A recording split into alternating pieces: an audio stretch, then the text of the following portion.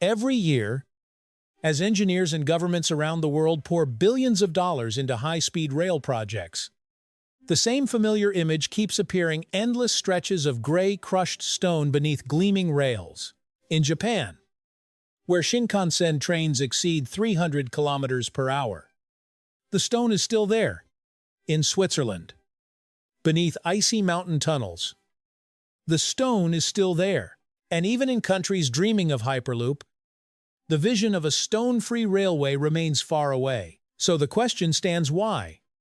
In an age of carbon fiber, composite materials, and artificial intelligence, does the railway industry remain loyal to something as primitive as crushed rock? It is not conservatism. It is evidence of a subtle physical paradox: chaos, when organized correctly, can create a more durable order than any structure humans try to freeze into place. From above, the track seems to sit on a random bed of stones, but mechanically, it is a self-regulating, engineered ecosystem, where each small piece plays a role in spreading pressure, dissipating energy, and protecting metal from the slow violence of time. When you hear the grinding sound of train wheels over stone, it is not merely the noise of motion, it is the heartbeat of a system designed to live with uncertainty. And to understand why we still cannot replace it, we have to begin at the root: how millions of small stones can carry thousands of tons of moving steel. A railway is not just two steel lines. It is a layered structure built like an artificial geology. At the top are the steel rails, where wheels make contact. Below them are the sleepers, distributing force across a wider area. And beneath everything lies the true foundation, the ballast layer, an ocean of sharp-edged stones. When a train wheel presses down on the rail, the load at that point can reach 30 to 40 tons per wheel. If that force were sent straight into the soil, the ground would settle unevenly, and the track geometry would deform. Ballast prevents this by acting as a stress transformer. Instead of allowing force to concentrate, the stones spread it across thousands of contact points. At the microscopic level, each stone is simultaneously compressed, slightly shifted, and locked into its neighbors, turning a concentrated spot of stress into a wider, softer band of pressure that the soil beneath can tolerate over long periods without structural collapse. This is the logic of soil mechanics, a field shaped by Carl von Terzaghi in the early 20th century. He showed that soil can carry enormous loads when pressure is distributed evenly. But when stress concentrates, soil can flow like a liquid. Ballast, with its angular geometry, is how humans solidify the weakness of soil without needing to pour concrete. If concrete is a single unified block, ballast is a collective made of freedom, and it is precisely that freedom that allows it to absorb, regulate, and redistribute stress, something rigid materials cannot do. Now imagine something that sounds like magic. You can lift and re-level a railway line weighing thousands of tons simply by vibrating and compacting the stones underneath. That is not magic. It is the mechanism known as tamping the soul of traditional track systems. As trains pass hundreds of times a day, ballast gradually shifts, forming small settlements that throw off the track's precise alignment. To restore it, tamping machines drive steel tines into the ballast and vibrate at high frequency, forcing the stones to rearrange and lock tighter. It is mechanical self-recovery, no new material, no demolition, just stimulation. And the system reorganizes itself into stability. Concrete behaves differently. When concrete cracks, it is permanently damaged. But stone, when displaced, can rebuild its own structure like a beehive after disturbance, reshaping itself until it finds equilibrium again. This leads to a truth. Engineering rarely says out loud sustainability is not the absence of change. It is the ability to adapt to change. In many countries, tamping happens periodically every few months, or after rainy seasons. In Japan, autonomous maintenance robots with laser sensors can measure track geometry down to millimeters and fine-tune the ballast accordingly. A vast infrastructure spanning the 19th through the 21st century still revolves around one principal: repair through vibration, not replacement. To understand where ballast came from, we have to go back to the 18th century, the age of sailing ships and stone-filled ports.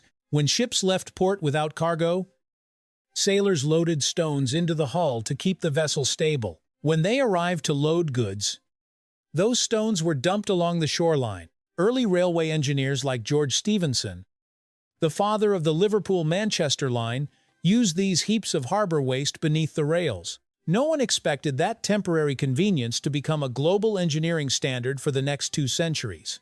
But ballast had the perfect combination of qualities. It was cheap, thick, fast-draining, and reusable. As steam locomotives grew heavier, railways shifted from random harbor stones to deliberately chosen materials like granite and quartzite rocks, measuring 6 to 7 on the Mohs hardness. Scale. Ballast was crushed into specific angular shapes to maximize friction and mechanical interlock. Today, each ballast stone is the product of an advanced materials industry. In Japan, Shinkansen ballast must meet strict requirements for hardness, density, and angularity, graded through multiple screening stages to ensure uniformity. From stones abandoned at the port of Liverpool to materials measured by laser precision, this is not just the evolution of a substance, it is the evolution of an engineering mindset, turning something crude into a symbol of absolute accuracy. No system lasts forever.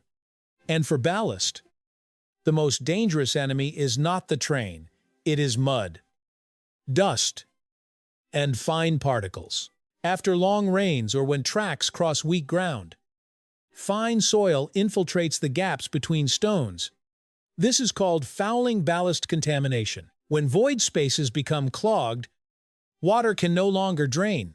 The ballast loses its permeability and begins to behave like clay, soft, wet, and prone to settlement. The consequences are severe sleeper shift, rails bent, and in extreme cases, trains can derail. To fight this, advanced rail systems deploy massive machines called ballast cleaners, the stone-washing technology of the 21st century. They operate like surgical assembly lines, lifting ballast, screening out mud and dust, then placing clean stone back into position, often while other trains continue running on parallel tracks. This reveals a deeper principle. A perfect system is not one that never fails, but one that can be repaired while it remains in operation. Ballast does not try to defeat time. It accepts wear, accepts movement, and accepts renewal. That mechanical humility makes it a symbol of practical durability. Durable not because it is rigid, but because it knows how to change. Of course, in the 21st century, many new high-speed rail systems, such as in China, Germany, or South Korea, have adopted slab track, where rails are fixed on concrete. The advantages are obvious. Concrete requires less frequent maintenance, does not settle in the same way, eliminates tamping, and looks more modern. But that is only true in the short term. Slab track has a critical weakness: the cost of repair. If concrete cracks due to thermal stress or ground settlement, entire sections must be demolished and recast, taking weeks and costing millions. Ballast, by contrast, can often be restored in hours through replacement or recompaction. There is another trade-off. Concrete reflects vibration back into the rails, accelerating metal fatigue. On lines with dense traffic, ballast acts like a biological cushion, dissipating energy in a way concrete cannot. Environmentally, ballast has another advantage: reuse. When a line is retired, stone can be cleaned, crushed, and reused elsewhere, forming an almost closed life cycle. That is why, even as slab track expands into certain ultra-high-speed corridors, more than 90% of the world's rail network remains ballast-based. Not because ballast is merely cheaper, but because it is more reliable under the chaotic, shifting reality of Earth. If you bend down and pick up a ballast stone, it may look identical to millions of others: angular, gray, rough. But in the world of mechanics, it is a cell in a massive living body, a body that adapts, endures, and self-heals. Transcontinental railways. High-speed trains. The heavy rhythm of steel in motion, all of it rests on a foundation that appears chaotic, and from that chaos, order is born. Humans often believe stability comes from rigidity. But in physics, stability comes from the ability to adapt under pressure. Ballast is a living proof of that. It is not beautiful. It is not sleek. It does not look like technology. Yet it is the wisdom of matter itself when millions of small elements know how to yield to one another. The entire system becomes stronger than steel. And perhaps that is the deepest lesson engineering offers philosophy sometimes. To stand firm against the enormous pressure of the world. We do not need to become harder. We only need to learn how to move in the right way.